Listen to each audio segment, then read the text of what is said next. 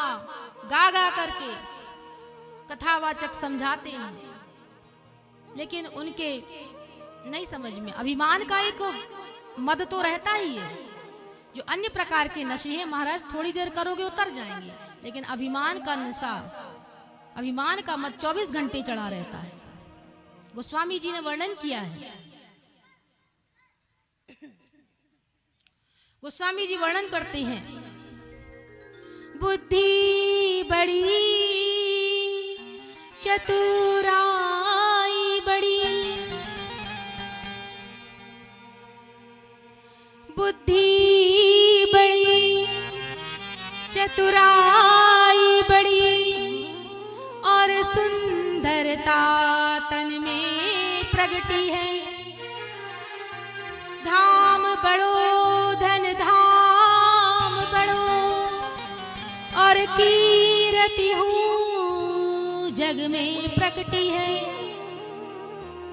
घूमत द्वार गजेंद्र हजार, तो इंद्रहु से कछुनाय घटी है। पर तुलसी जगदीश की भक्ति बिना,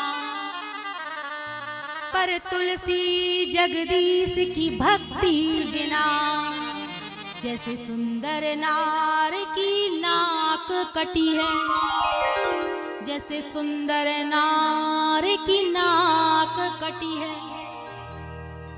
महाराज बहुत धन है, बहुत ऐश्वर्य है, बहुत मान सम्मान है, इंद्र के समान ऐश्वर्य जीवन में आ गया है।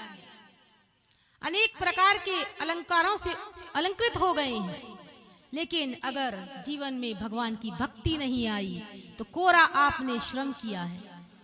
जीवन का वास्तविक जो लाभ आपको प्राप्त होना था वह आपको प्राप्त नहीं हुआ। आपने अपना जीवन व्यर्थ ही खाने पीने सोने व्यापार करने और व्यर्थ के विषय प्रपंचों में ही गवा दिया। कहते हैं यह तो इसी प्रकार हुआ जैसे एक बहुत सुंदर परम सुंदर नारी है, अनेक आभूषण उसने धारण किए हुए हैं,